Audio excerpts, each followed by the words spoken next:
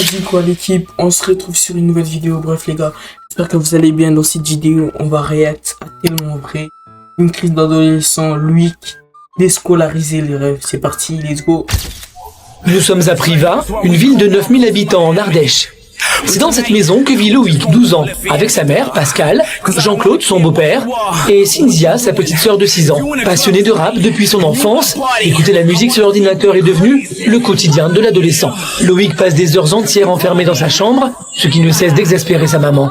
Et tu sais, le Club Med, c'est bientôt fini, hein, parce que dès que je retrouve une école pour toi, 6h le matin au réveil, hein, l'école, le boulot. Alors, l'ordi, c'est pareil. La daronne va le tuer, là, la daronne va le tuer, c'est lui qui fait attention, la daronne va te tuer, là, frère. C'est fini. Alors, bouge-toi, range-moi cette chambre. Ouais. Loïc était en classe de 6e lorsqu'il s'est fait renvoyer de son collège il y a 1 mois et demi. L'adolescent est depuis privé de toute sortie. Mais comment tu peux te faire renvoyer du 6e, sérieusement? Comment tu peux te faire renvoyer du 6e? C'est pas possible, c'est pas normal. Qu'est-ce qu'il a fait? Bagarre de groupe, il a poignardé un prof ou... Parce qu'il est là, ouf. Aujourd'hui, ces journées se ressemblent et les relations entre mère et fils sont devenues électriques. Simplement parce que t'es plus à l'école, t'es le meilleur mec, le caïd, le beau blond. Ah, tu veux faire du rap. Mais attends, les rappeurs, tu sais quoi, c'est pas des espèces de caïds, hein. Oh là là, le clash de la daronne du siècle, frérot, le clash. Tu m'écoutes quand je te parle? Non, j'ai pas d'oreille. Chérie, m'écoute pas, hein. Mais c'est... Range la chambre, là. Ça fait 1 mois que Loïc est à la maison. Moi, j'en peux plus.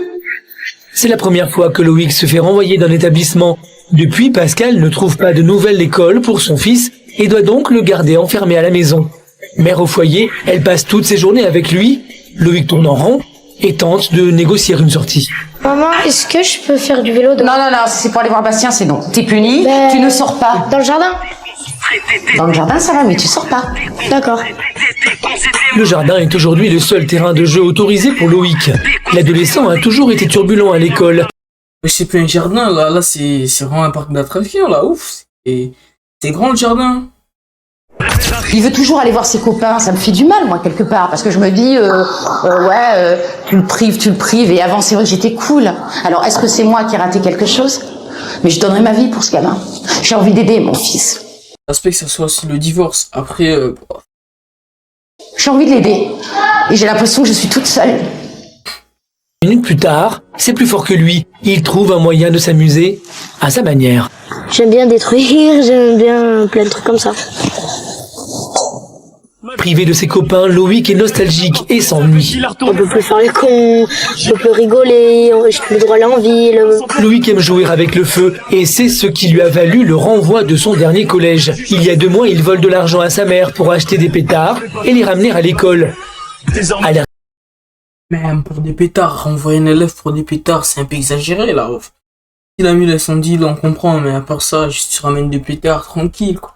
Ça va. C'est par un bruit Y a pas le feu, quoi, ça va. qu'elle panique Loïc! et se précipite dans le jardin. Mais t'es complètement fou, t'as recommencé encore tes conneries? Qu'est-ce que t'as fait? C'est pas possible, ce gamin, mais alors vraiment, tu cherches les problèmes, quoi. Qu'est-ce que je vais faire de toi? T'en as pas marre des emmerdes? Non, mais je te pose la question, t'en as pas marre des emmerdes? Alors qu'elle fait confiance à son fils, c'est une nouvelle désillusion pour Pascal. Loïc a recommencé ses bêtises, et ça, elle ne le supporte plus. Entre eux, c'est de l'incompréhension. C'est dans sa chambre qu'il s'isole pour se calmer les nerfs. Enfermé sous camisole, c'est pas comme ça qu'on imagine la vie. Pas comme ça qu'on imagine la vie. C'est pas comme ça qu'on imagine la vie, pas comme ça qu'on imagine la vie. Jour pour avancer, c'est pas comme ça qu'on imagine la vie. Pas comme ça qu'on imagine la vie. Adolescent frustré et maman dépassée, dans cette famille, la rupture est proche. Quelques heures plus tard, Loïc est dans sa chambre, calmé. C'est comme toujours dans le rap qu'il trouve du réconfort. Très on veut lycée, c'est du passé, travailler, c'est pas baisser, mais sois pas avec eux, mais avec moi. Et surtout ne pas abandonner. Quand je suis énervée, j'écoute ça et après ça me donne des idées pour les paroles. Pour Loïc, le rap est devenu un refuge, mais cet isolement inquiète de plus en plus ses parents. Après une En vrai, il est fort, hein, dans le rap. Il peut percer, en vrai. Je sais pas s'il a percé, mais il est fort quand même dans le rap. Après, ça va. L'école, c'est important aussi. journée mouvementée, le calme semble revenir dans la famille. Il est 21h et c'est l'heure, normalement pour Loïc, de se coucher. Malgré sa déscolarisation, Pascal tient à ce que son fils garde un rythme, car aujourd'hui l'adolescent enchaîne plutôt les nuits blanches. Tu me promets que tu vas dormir ce soir? Mais oui. Ouais, c'est ça. Tu me jures que tu vas dormir? Ouais. Je te promets, Loïc, si jamais je dois me réveiller... Depuis l'exclusion de Loïc, mère et fils n'arrivent plus à se comprendre. Pascal trouvera-t-elle un collège pour son fils? Réussira-t-elle à faire respecter son autorité? Loïc va-t-il obéir et dormir? Oui, va au lit. Voilà. On a envie de dormir. Tu vas te coucher de suite. Téléphone, réseaux sociaux, musique, les heures passent et Loïc n'est pas décidé à dormir.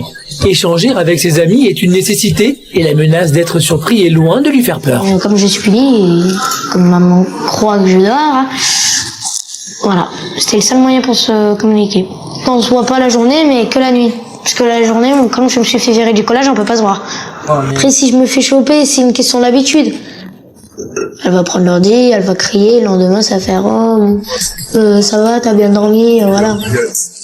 Non, mais faut dormir, il est 3h, faut dormir, putain, il est 3h, non, non, non. On a envie de dormir. Tout le monde a envie de dormir. Va au lit. Voilà. On a envie de dormir. Tu vas te coucher de suite. Dépêche-toi. Tu vas te coucher. Éteins la lumière. Tu éteins la lumière. Dépêche-toi.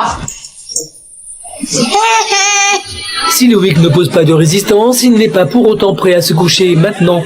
Comme chaque nuit depuis 2 mois et malgré chaque matin, le réveil est difficile pour le garçon. Lolo, chérie. Lolo. Lolo. Oh.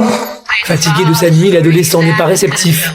Réveille-toi. Je te prépare un petit Loïc, café. t'es pas comme maître ici, hein. Oh. Oula. Bon, bah, Loïc, c'est obligé de prendre les Le fouet, là, allez, allez. Le daron, là, il n'en peut plus, c'est le baston, là. Le daron, il n'en peut plus, allez. grands moyens. Allez, allez, allez. Allez, lève-toi, lève-toi, lève-toi. Allez, lève-toi, allez. Allez. Oh, dis Loïc, tu parles autrement, Jean-Claude, hein? Bon, Loïc, faut que tu changes ton comportement, hein. Ça va pas du tout, ça. T'as vu l'heure qu'il est? 11h30 bientôt, là. Fatigué de la situation depuis le renvoi de Loïc, Pascal et Jean-Claude passent des heures à lui chercher une nouvelle école. Selon eux, c'est à son entrée au collège il y a 1 an que l'adolescent a changé. Depuis qu'il est arrivé à cette école, j'ai l'impression que il n'avait pas 12 ans. J'ai l'impression que, enfin, heureusement, enfin, bon, c'est mon fils, mais qu'il avait comme, s'il avait 15-16 ans. Je pense qu'il n'était pas prêt encore pour aller au collège. Il a pris la vie du collège et les autres années du collège en pleine face. Loïc, c'est un petit garçon qui a besoin d'être entouré. Mais moi, je serai pas là toujours derrière lui. Et je voudrais avoir confiance dans son collège. La difficulté de trouver un établissement à Loïc inquiète chaque jour un peu plus Pascal. Pour elle, cela devient une urgence. Il faut qu'on trouve absolument un collège pour Loïc, parce qu'il va perdre 1 année encore. On va en faire quoi de ce gamin? Oui, mais voilà, la tâche n'est pas simple. À cause de ses précédentes dérives à l'école, c'est un dossier chargé qui pèse sur Loïc. Un passé indélébile qui risque d'être lourd de conséquences. Le proviseur... Après ce qu'il a fait, ça va toujours le suivre, donc franchement, bof. Force, hein, je sais pas. Il dit à 15 ans, il va au studio pour la première fois de sa vie qu'il va faire du rap. Cet après-midi, Ben rend visite à la famille. À 24 ans, il est comme un grand frère pour Loïc. Ancien ado turbulent, il est aujourd'hui un rappeur reconnu. Il se retrouve donc beaucoup dans le comportement de Loïc. Aujourd'hui, Pascal voit en lui la seule personne pouvant raisonner son fils. D'aller discuter avec son cousin. Ouais, cousin. Ça va? Tranquille? Ça va? Il sait que l'adolescent voit en lui un modèle et qu'il est le seul à pouvoir lui parler. Ravi d'être avec son cousin, Loïc lui montre ses textes pour avoir son avis. Reste avec ton bébé, ta famille et tous les tarés. Et surtout pas abandonner, continue à bosser. Voilà. Continue à bosser. Tu bosses toi? Ben non. Et voilà. Si tu veux que les gens t'écoutent, qu'ils soient d'accord avec ce que tu dis, commence par le faire toi aussi. Continue à bosser, bosse toi. Les plus grands rappeurs, tu prends des Tupac, des gens comme ça, c'est des gens très intelligents, ils allaient à l'école, tu vois, ils apprenaient. Tu penses que tu arriveras à écrire un texte un jour parfaitement si tu maîtrises pas l'école. Et les gens qui écrivent, qui insultent, on les comprend pas, on les écoute pas. Ouais. Si tu veux parler avec quelqu'un, il faut te poser. Ouais, t'as raison. Tu t'engages? Ouais, C'est sûr? certain. J'ai ta parole d'homme? Ouais, Tu t'engages à bien travailler à l'école? ouais. Ok. Et en contrepartie, si je vois que tu tiens ta parole, tu es jeune, mais même si tu es jeune, tu peux déjà te comporter comme un homme. Tu vois, si je vois que tu tiens ta parole, moi je t'aiderai. Pascal a accepté que Loïc invite son meilleur ami Bastien à la maison. Les deux adolescents ne se sont pas vus depuis longtemps et sont heureux de passer du temps ensemble. Ça gère, t'as vu? Loïc et Bastien se sont rencontrés à l'école il y a 2 ans. Très complices, ils adorent écouter du rap et danser ensemble. Mais au bout de quelques heures, l'appel du large est trop fort. Malgré la punition de Loïc, ils ont envie de sortir. Maman chérie, Bastien et moi on va dehors. Vous allez où encore dehors? Ben on va juste dans la ville, on revient. Bon, je vais être encore trop bonne. Dans 2 heures, vous revenez. Pascal accepte et les deux adolescents sont aux anges. Pressés d'aller s'amuser dehors, ils n'attendent pas une seconde de plus pour enfourcher leur vélo. Dans les rues de la ville, ils s'en donnent à cœur joie et enchaînent les figures. Yo! Après, s'amuser, c'est important de s'amuser, les gars. Amusez-vous, c'est important. Loin de la maison, avec son meilleur ami, Loïc retrouve le sourire. Là-bas, il y a des bonnes. Hein, Bastien, en ville, hein? Le mercredi après-midi, hein? Ils n'ont pas eu le droit de se voir depuis longtemps et la séparation a été difficile. Très proche de Bastien, Loïc se sent bien et semble même commencer à tirer les leçons de ses erreurs. Depuis que je me suis fait virer du collège, je le voyais jamais. Et Là, il commence un peu à regretter. C'est déjà ça, ça. c'est des fois de ma gueule. Je vais faire ci, je vais faire ça, pour me donner envie, hein. Aucun. Après, tu le largues. Des potes, ils disent, ouais, t'as de la chance, moi aussi, je vais me faire virer et tout, t'as trop de chance et tout. On va plus voir la gueule des proches, je dis, mais t'es malade ou quoi? De cette absence, au contact de son meilleur ami, l'adolescent se livre. Mon père, j'aimerais bien qu'il soit franc. Mais s'il change de caractère, moi je l'aime bien, mon père, je l'aime. Parce que tu vois, c'est mon père. Quand j'étais viré du collège, il était jamais là pour moi. Il était jamais là pour moi. Quand j'étais petit, il était toujours là pour moi. Il m'a lâché direct. Je sais pas pourquoi il m'a lâché. J'aurais voulu qu'il me demande mes nouvelles, des trucs comme ça. Mais bon. Après, c'est sûr qu'il se comporte comme ça. Bon, père absent, voilà. Ce moment de confidence avec Bastien semble avoir fait réfléchir Loïc.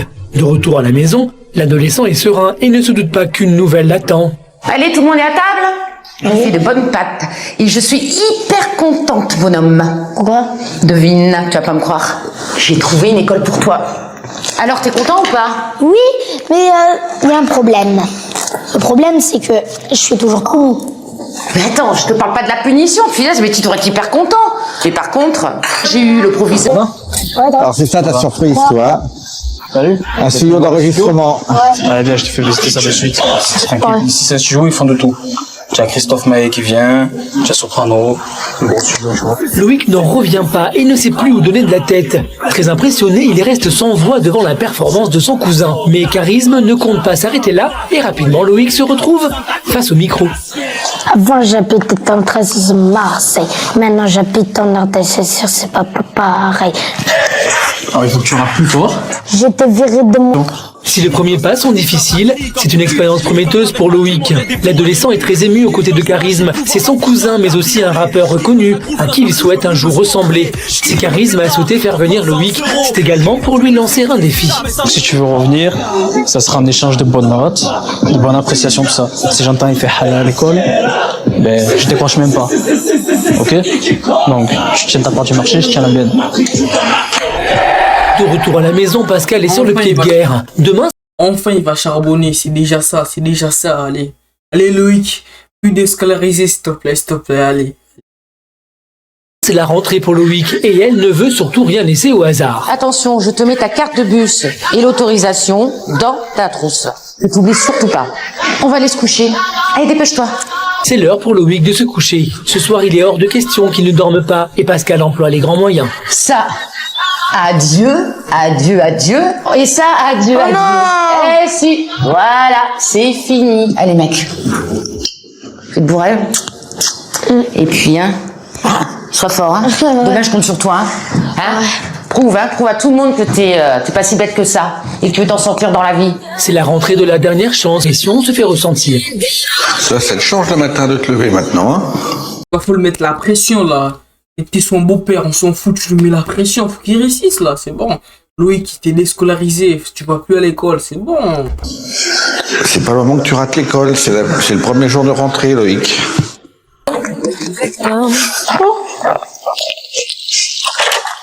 Salut Marie, ça va? Oui, toi? Bof. Comment ça se passe? Bah écoute, j'ai pas vraiment le moral. C'est pas vrai. Pascal est amie avec Marie-Laure depuis son arrivée dans la région. Celle-ci a suivi toutes les épreuves de Pascal avec son fils et a toujours su trouver les mots pour la réconforter. Elle est aussi maman et comprend bien ce que Pascal ressent. Faut tenter le tout pour le tout, et puis bon, je veux dire, il faut avoir confiance à Loïc. Si t'as dit qu'il allait se calmer. L'erreur est humaine. Et un petit gamin de 12 ans, bon bah on fait toujours des bêtises, il peut se racheter. Si Pascal veut retrouver la confiance qu'elle avait autrefois en Loïc, cela ne sera pas simple. Les précédents échecs qu'elle a vécus avec lui ne sont pas là pour la rassurer. Il a fallu que pendant 1 mois et demi, je me batte pour récupérer mon enfant. Quelque part, c'est triste ce qui m'est arrivé, parce que franchement, ça nous a fait énormément du mal. Mais d'un côté, ça m'a apporté énormément de bien. Ça m'a fait réaliser que aimer un enfant, c'était pas non plus dire tu fais tout ce que t'as envie. Pascal comprend qu'elle devra elle aussi faire un travail sur elle-même pour revenir à une relation sereine avec son fils. Elle ressort apaisée de son moment avec Marie-Laure et entre chez elle juste à temps pour le retour de Loïc. Comment ça s'est passé? Ça a été? Ouais. Le fait d'être rentré à l'école, ça te fait comment? Depuis 1 mois, un mois passé? Bizarre. T'es pas trop fatigué, trop stressé? Ah bah comme moi. Si, je suis stressée. Bienvenue au club. Content de sa rentrée, Loïc semble prêt à continuer sur cette voie. Il veut reprendre son avenir en main et tient à en faire part à Pascal et Jean-Claude. Bah, je compte arrêter parce que j'ai pas... Copain avec le plus... La bonne humeur semble revenir peu à peu. Pascal sait trop que son fils peut dériver du jour au lendemain. Cette fois-ci, elle veut être sûre de la sincérité de Loïc. Est-ce que tu peux me promettre, mais réellement, parce que combien de fois tu m'as fait le coup avant, que tu vas arrêter de faire des bêtises, de répondre au professeur? Je le jure sur la tête de qui tu veux. Tu feras plus de la peine à maman? Ouais. Tu me jures que tu me feras plus de peine? Je le jure. Je t'aime. Pour la première fois depuis longtemps, l'avenir s'éclaircit pour cette famille. Conscient de ses erreurs, Loïc est prêt à laisser son passé derrière lui et continuer ses efforts. Mère et fils savourent cette complicité retrouvée. Les gars, n'oubliez pas de vous abonner, de liker, d'activer la notification, ça fait plaisir. À bientôt, j'espère. Peace.